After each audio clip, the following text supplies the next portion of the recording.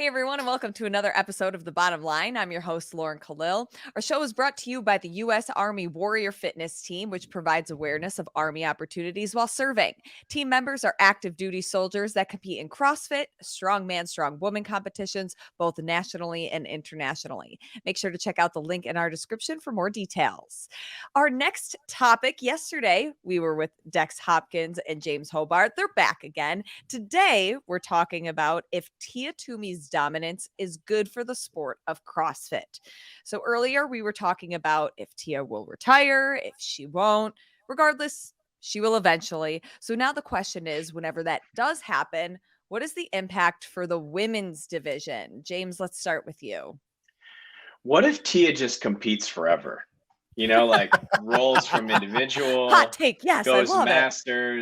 masters 39 to 40 and just keeps doing it, or 40 to 45, 44. Anyway, I think the dominance is good.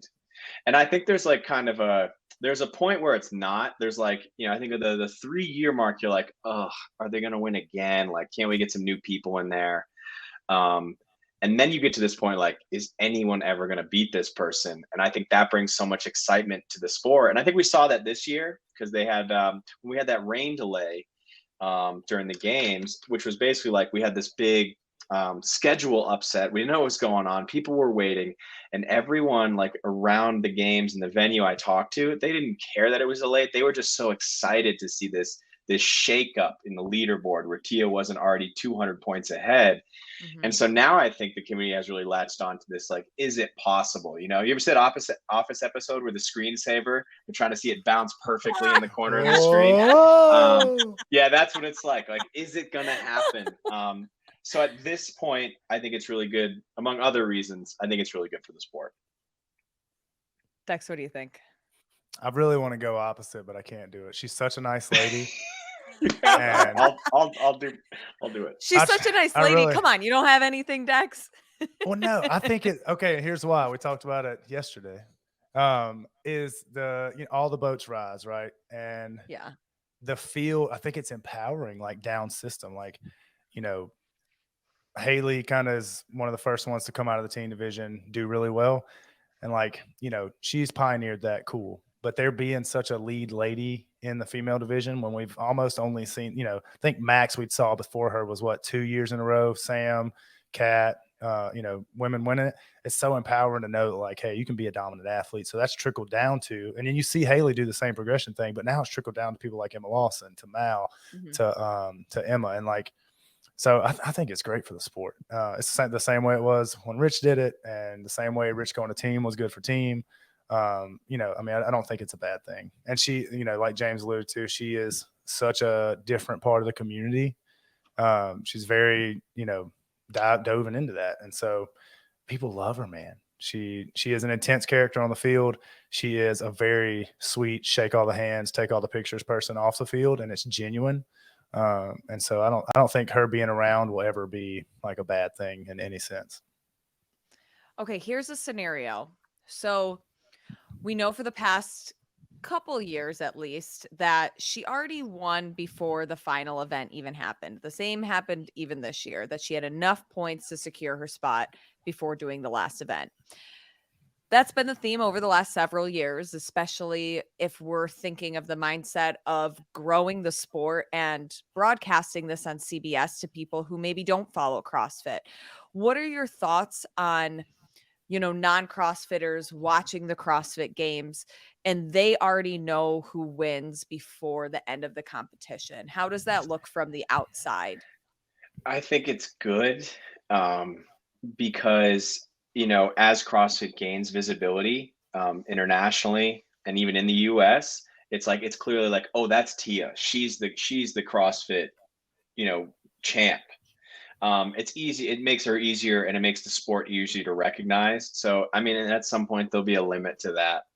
But I think at first it's a lot easier for people outside of the sport to recognize or point that one person out who's won multiple times or is the most dominant and say like, oh, okay, I know who that is. If that winner was changing every single year, I think it's harder to tell. Now, I do get it from a fan perspective, right? Like if you're a really big Laura Horvath fan, you're probably like, gosh, I want to see her on top of the podium, despite her multiple podium finishes, or whoever. Go down that list, right? There's so many amazing athletes, but I don't know. I think it's kind of cool for even the non-indoctrinated CrossFitters. Dex, what are your thoughts on that? Okay, so this one I can go opposite on. While I respect the body of work for all these people that have done it over and over, my favorite seasons in any sport are where you have no clue. And we talked about it the whole recap show at the games.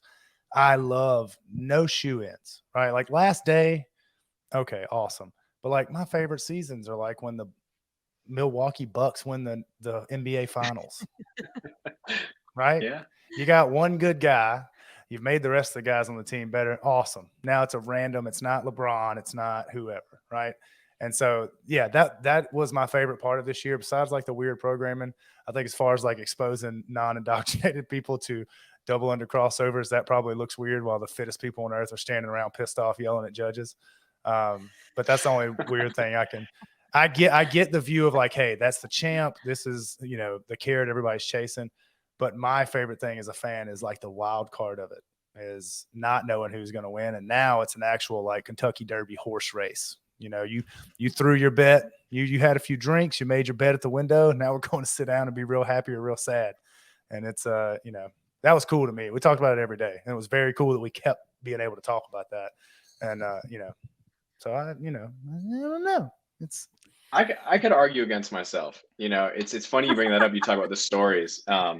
Because I will say, like, there is this point where, it does kind of overshadow some of the amazing stories out there. And maybe that just comes down to everyone operating in the media world. But it's irresistible, right? When you see that person who is so dominant to just track, they pull you in like gravity. But it's like, I talked about this with a lot of friends, like Brooke Wells finished 5th, right? And she just about damn near broke her arm off last year. Crazy. She's back at the games. And I think this is, she had a 5th in 2020.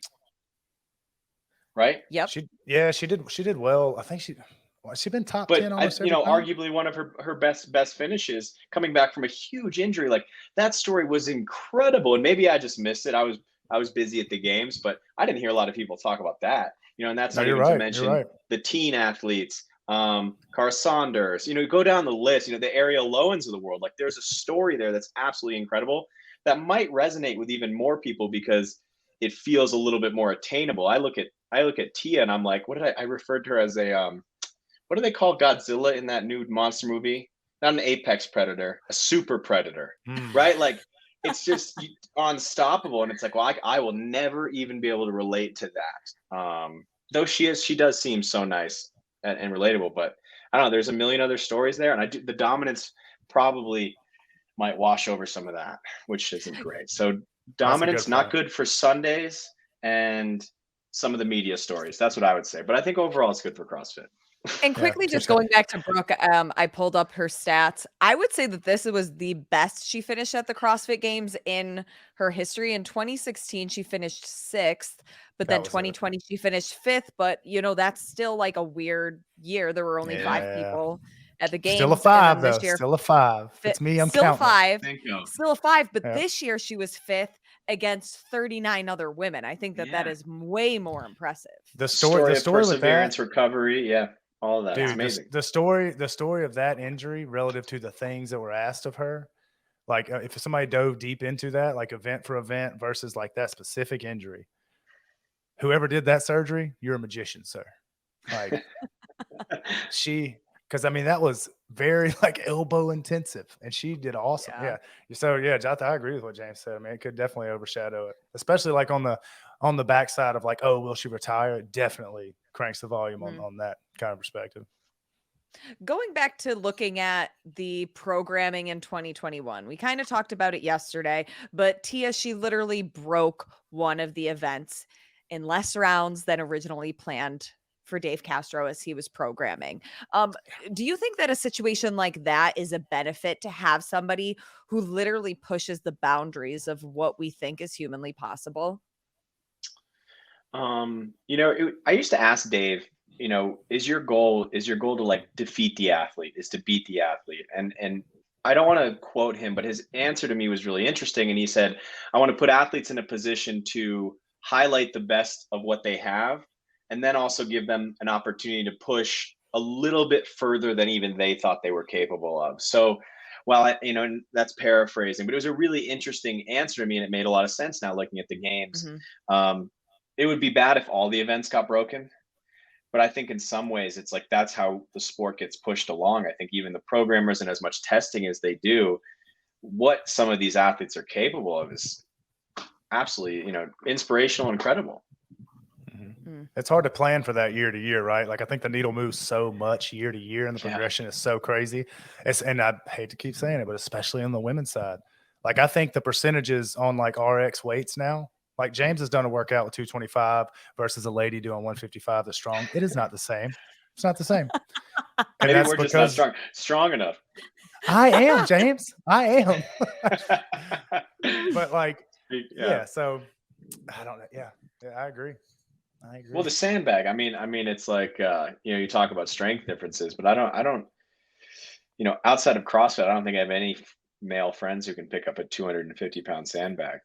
Maybe I just need stronger friends. But I got the best story about. So I won't tell the whole story. So as far as breaking the programming, here we go. I thought this year was, like James said, they test those workouts, run them into the ground, and it's usually like some poor guy at the ranch in silence, just dying. You've seen clips of it, just the back end, like Sean Sweeney doing it. And but you know who those people aren't? That lady or Matt or so it's hard to gauge that. And like he's saying, one bit getting busted, awesome. That's a nod for the athletes and the fans. Everyone, that's like a change in regime for who's programming, because we're not doing that anymore. Especially on a weird year like this. I mean, like James said, that sandbag thing, I loved. I said it on the recap. It is a absolute strength test. You move really well. You can snatch a lot. Like James's snatch percentage to his back squat is ridiculous for most people, but really good mover. That's why he's the guy on the posters for HQ. But like, you can't hide. You can't hide on pick this big, awkward, heavy thing up. Like, from that event, you know who to call to help you move your house now. And like, there's just no hiding from it. There's no, you move well, there's you did it or you didn't. And so, I love things like that. I thought this was as weird as a year it was. I thought that was like in my brain, because if you're close to Bickle's house, James, go to Strongman Saturday. He's got a 350-pound bag there. And like, good, I can sit on it. That you can sit on. Take rest breaks on it. I've never seen Sam Dancer pick anything up and it look hard ever. But he picked up the 300 we did one day and squatted it, and I got pinned. Like everything in my body shut off. It's weird. That's why I was excited when they announced that event, because that like is a terrible fun memory. But Sam picks up a 350, and like I looked hard. I'd never seen him pick anything up that was hard. So I love that stuff. But yeah, the breaking the programming thing is, one's good, but you can't plan for her. Like she's the racehorse of racehorses. Like, can't do it. Yeah. Okay, so with Tia's dominance, do you guys think that it's better for the sport when she's actively competing, or when we look back and see the legacy that she's left? Well, I think I'm pretty outspoken about how I feel about this. I think it's better when she is competing, because I will say right now, it seems clear to me that Tia having dominance, large point spreads over her wins the last couple of years, that has not created any hesitancy in second through whatever last place to try and push the needle as well. I think the other athletes competing against her are competing as hard as ever to try and win, and I'm sure that's not making her any worse. And there is that, and this is a bummer, right? So let's say Tia does retire, and it's like next year, let's say Mal O'Brien wins or whoever. It's kind of a bummer that people will be like, well, that was just because Tia's not there. And it's like, well, that's really hard to say. You can only compare the people in the arena. So I like that she's here, and we're seeing these other athletes close this gap so fast, or at least that's what it looks like, and make these huge progressions, especially because they're young. That for me is really exciting, just as a fan of the sport. Dex better with when she's in the sport or later? There's not the only example we have of later is Matt right now, right? And you take a girl from a 7 to a 2 to like the strongest American woman finish in ever. Is that ever we said? But like that's the only out of it kind of impact thing. I mean, I guess could we count Rich from doing teams and still being? I think her, leading the charge, showing ladies that you can be the dominant athlete and just, the recipe is awesome. But to say what it looks like, her legacy will be nuts, right? Like already 0 blemishes. Like you took half a year off and then you still won. Like there's just a lot of stories to be told in that. But yeah, I think it's great when she's active in it. I'm interested to see what it's like when she's not, because I think she stays plugged into the space. Just, like I said, seeing her coach at a semi, like with Brooke and everybody, looked pumped about it. Right. You're used to seeing Shane do the sweat it out thing, and she was doing a little bit of that. And so, yeah, I mean, I think that's the direction they go, is like they're power couple coaches, because they both obviously know what they're talking about and have that relationship figured out. So legacy will be nuts. I think there'll be facets to it, her athlete legacy and then their coaching kind of programming legacy. So it'll be layers like an onion. James, what's your bottom line? Is that a Shrek reference? Damn. Yes. My bottom line, I do think Tia's dominance is good for CrossFit. I don't think it's great for Sundays, and it's probably not excellent for the other stories that might be second through 40th or down the list. But yeah, I think it's really good for CrossFit, having that figurehead, pulling the rest of the field behind her, and just the excitement now of seeing, like, can anybody beat Tia, or can she continue to beat everybody else? So I really like it. Dex, what's your bottom line? I think it's great for the sport. Just to narrow it down to the female field, it has brought it like leaps and bounds in such a short amount of time. I mean, year to year. And so, yeah, I think it's great for the sport. Literally the trickle down all the way to 17-year-old people doing the individual games now. So love to see it. Good for the sport. Dex, James, thank you guys so much for joining us to chat about the topic, and we'll see you guys next time. Thank you.